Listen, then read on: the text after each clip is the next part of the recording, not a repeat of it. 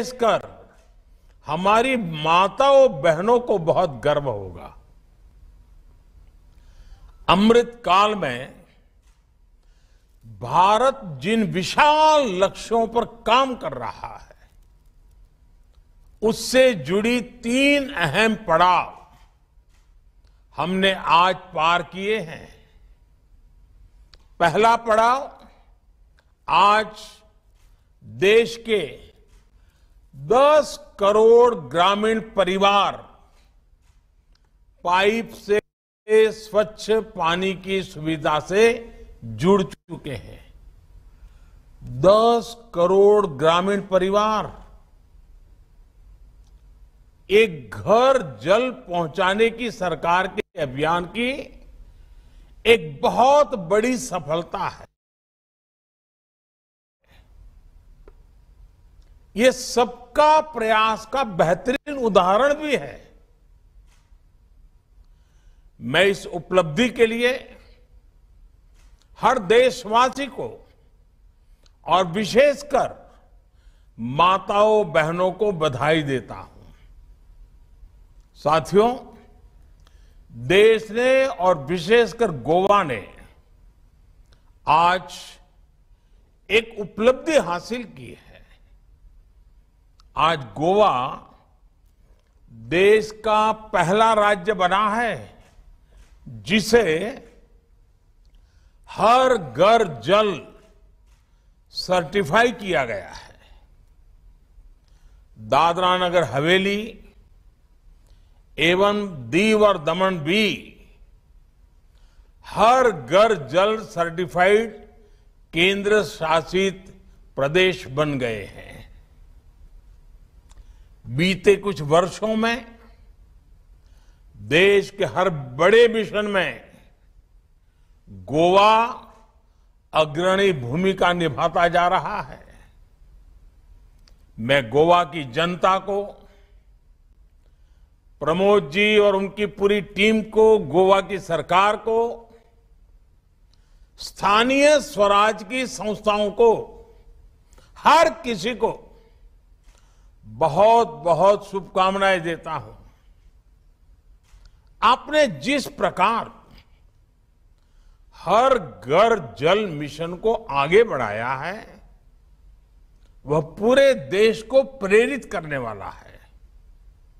मुझे खुशी है कि आने वाले महीनों में कई और राज्य इस सूची में जुड़ने वाले हैं। साथियों, देश की तीसरी उपलब्धि स्वच्छ भारत अभियान से जुड़ी है। कुछ साल पहले सभी देशवासियों के प्रयासों से देश खुले में शौच से मुक्त घोषित हुआ था।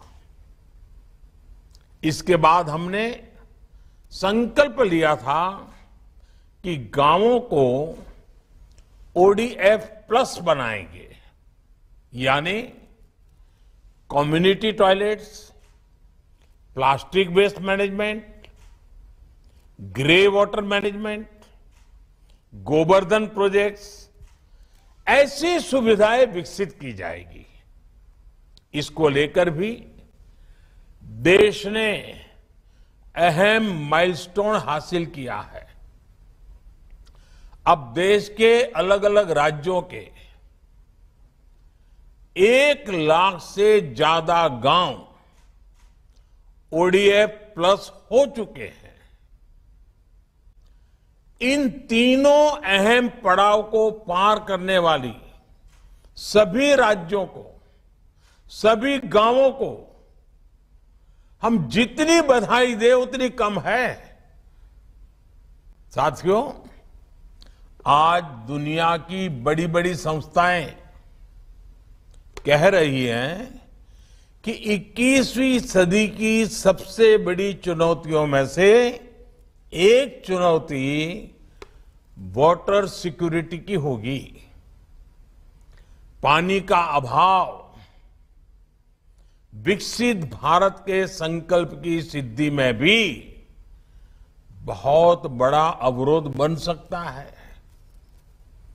बिना पानी सामान्य मानवी, गरीब, मध्यम वर्ग, किसान और उद्योग धंधों सबको नुकसान होता है।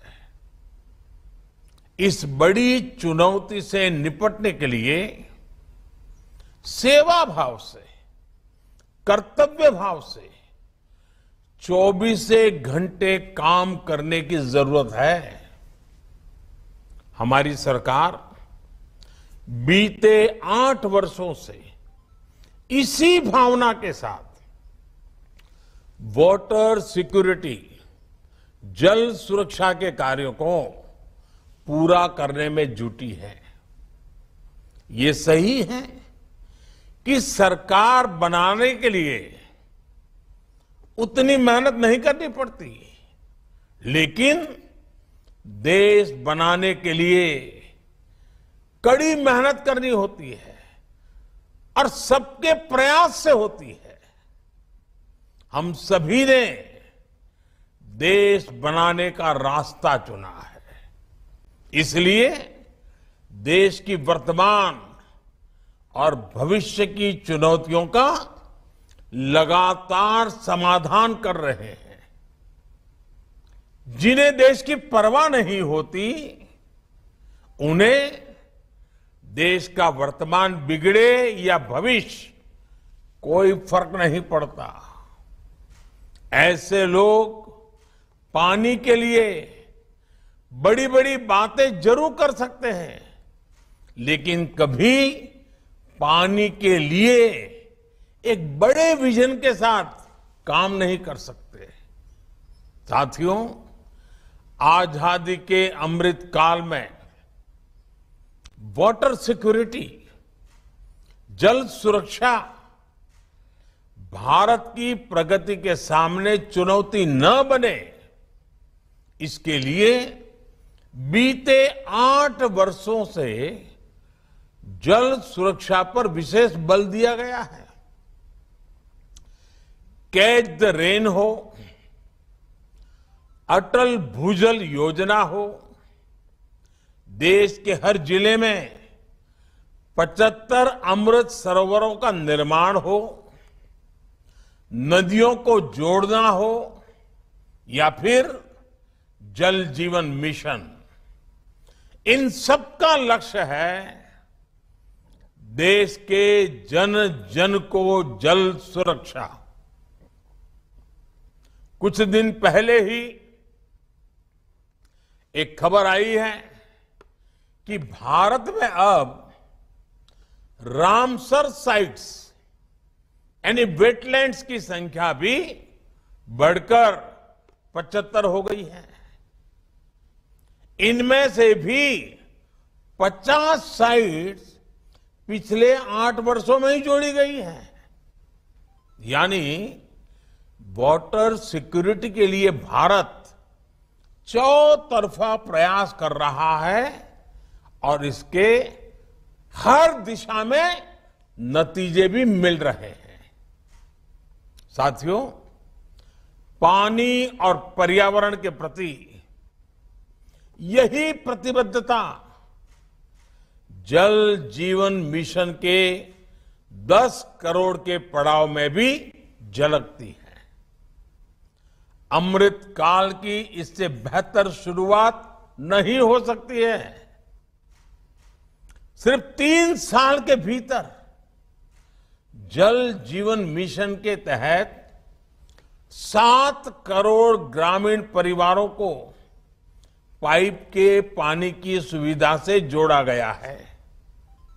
ये कोई सामान्य उपलब्धि नहीं है। आजादी के 7 दशकों में देश के सिर्फ 3 करोड़ ग्रामीण परिवारों के पास ही पाइप से पानी की सुविधा उपलब्ध थी। देश में लगभग 16 करोड़ ग्रामीण परिवार ऐसे थे जिनको पानी के लिए बाहर के स्रोतों पर निर्भर रहना पड़ता था।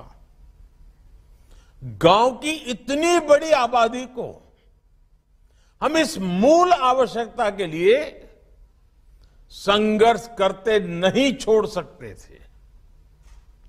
इसलिए 3 साल पहले मैंने लाल किले से घोषणा की थी कि हर घर पाइप से जल पहुंचाया जाएगा। नई सरकार बनने के बाद हमने जल शक्ति अलग मंत्रालय बना दिया। इस अभियान पर 3,60,000 करोड़ रुपए खर्च किए जा रहे हैं। 3,60,000 करोड़ रुपए 100 साल की सबसे बड़ी महामारी की वजह से जो रुकावटें आई, उसके बावजूद इस अभियान की गति कम नहीं पड़ी। इसी निरंतर प्रयास का परिणाम है कि 7 दशकों में जितना काम हुआ था उससे 2 गुने से अधिक काम देश ने पिछले 3 साल में ही कर दिखाया है। ये उसी मानव केंद्रित विकास का उदाहरण है जिसकी बात मैंने इस बार लाल किले से की है। हर घर जल जब पहुंचता है तो सबसे अधिक लाभ हमारी बहनों को होता है, भावी पीढ़ी को होता है। कुपोषण के विरुद्ध हमारी लड़ाई मजबूत होती है।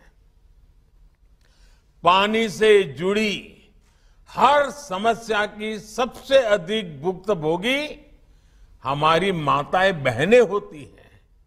इसलिए इस मिशन के केंद्र में भी हमारी बहन बेटियां ही है। जिन घरों में शुद्ध पेयजल पहुंचा है, वहां अब बहनों का समय बच रहा है। परिवार के बच्चों को दूषित जल की वजह से होने वाली बीमारियां भी कम हो रही है। साथियों, जल जीवन मिशन सच्चे लोकतंत्र का, पूज्य बापू ने जिस ग्राम स्वराज का सपना देखा था, उसका भी उत्तम उदाहरण है। मुझे याद है, जब मैं गुजरात में था तो कच्छ जिले में माताओं बहनों को पानी से जुड़े विकास कार्यों का दायित्व सौंपा गया था। यह प्रयोग इतना सफल रहा था कि इसे अंतर्राष्ट्रीय स्तर पर अवार्ड भी मिला था। आज यही प्रयोग जल जीवन मिशन की भी अहम प्रेरणा है। जल जीवन अभियान सिर्फ सरकारी स्कीम नहीं है, बल्कि समुदाय द्वारा समुदाय के लिए चलाई जा रही योजना है। साथियों, जल जीवन मिशन की सफलता की वजह उसके 4 मजबूत स्तंभ हैं। पहला, जन भागीदारी, पीपल्स पार्टिसिपेशन। दूसरा, साझेदारी, हर स्टेक होल्डर की पार्टनरशिप। तीसरा, राजनीतिक इच्छा शक्ति, पॉलिटिकल विल। और चौथा, संसाधनों का पूरा इस्तेमाल, ऑप्टिमम यूटिलाइजेशन ऑफ रिसोर्सेस।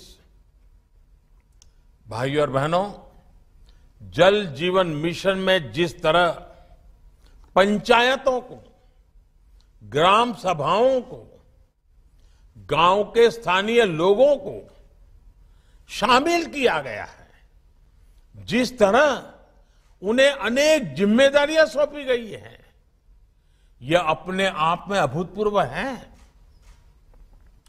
हर घर पाइप से जल पहुंचाने के लिए जो कार्य होते हैं उसमें गांव के लोगों का सहयोग लिया जाता है। गांव के लोग ही अपने गांव में जल सुरक्षा के लिए विलेज एक्शन प्लान बना रहे हैं। पानी का जो मूल्य लिया जाता है वो भी गांव के लोग ही तय कर रहे हैं। पानी की टेस्टिंग में भी गांव के लोग जुड़े हैं। 10 लाख से ज्यादा महिलाओं को इसकी ट्रेनिंग दी गई है। पानी समिति में अभी कम से कम 50% महिलाओं को जगह दी गई है। जो जनजातीय इलाके हैं वहां तेजी से काम हो, इसे प्राथमिकता दी जा रही है। जल जीवन मिशन का दूसरा स्तंभ साझेदारी है। राज्य सरकारें हो, पंचायतें हो, स्वयंसेवी संस्थाएं हो, शिक्षण संस्थाएं हो, सरकार के विभिन्न विभाग और मंत्रालय में सभी मिलकर काम कर रहे हैं। इसका जमीनी स्तर पर बहुत बड़ा फायदा मिल रहा है। साथियों, जल जीवन मिशन की सफलता का तीसरा मुख्य स्तंभ है राजनीतिक इच्छा शक्ति। जो पिछले 70 साल में हासिल किया जा सका, उसमें कई गुना ज्यादा काम 7 साल से भी कम समय में किया जा रहा है। कठिन लक्ष्य है, लेकिन ऐसा कोई लक्ष्य नहीं जो भारत के लोग ठान लें और उसे प्राप्त ना कर सके। केंद्र सरकार, राज्य सरकारें, पंचायतें सभी इस अभियान को तेजी से पूरा करने में जाल पर ऑप्टिमम यूटिलाइजेशन ऑफ रिसोर्सेज पर भी उतना ही बल दे रहा है। मनरेगा जैसी योजनाओं के वो कार्य जो जल जीवन मिशन को गति देते हैं, उनसे भी मदद ली जा रही है। इस मिशन के तहत जो कार्य हो रहा है, उससे गांवों में बड़े पैमाने पर रोजगार के नए अवसर भी बन रहे हैं। इस मिशन का एक लाभ ये भी होगा कि जब हर घर में पाइप से जल पहुंचने लगेगा, सैचुरेशन की स्थिति आ जाएगी, तो पक्षपात और भेदभाव की गुंजाइश भी उतनी ही समाप्त हो जाएगी। साथियों, इस अभियान के दौरान जो पानी के नए स्रोत बन रहे हैं, टैंक बन रहे हैं, वाटर ट्रीटमेंट प्लांट बन रहे हैं, पंप हाउस बन रहे हैं, सभी की जियो टैगिंग भी हो रही है। पानी की आपूर्ति और गुणवत्ता का उसकी मॉनिटरिंग के लिए आधुनिक टेक्नोलॉजी यानी इंटरनेट ऑफ थिंग्स सॉल्यूशन का उपयोग करने की भी शुरुआत हुई है। यानी जनशक्ति, नारी शक्ति और टेक्नोलॉजी की शक्ति मिलकर जल जीवन मिशन की शक्ति बढ़ा रहे हैं। मुझे पूरा विश्वास है कि जिस प्रकार पूरा देश मेहनत कर रहा है, उससे हर घर जल का लक्ष्य हम अवश्य प्राप्त करेंगे। एक बार फिर गोवा को, गोवा सरकार को, गोवा के नागरिकों को इस शुभ अवसर पर और ये बड़ी सफलता पर बहुत बहुत बधाई देता हूं, बहुत बहुत शुभकामनाएं देता हूं और देशवासियों को भी विश्वास दिलाता हूं कि 3 साल पहले लाल किले से जो सपना देखा था, ग्राम पंचायत से लेकर के सभी संस्थानों की मदद से हम बहुत तेजी से उसको सफल होते देख रहे हैं। मैं फिर एक बार कृष्ण जन्माष्टमी की शुभकामनाएं देते हुए मेरी वाणी को विराम देता हूं। बहुत बहुत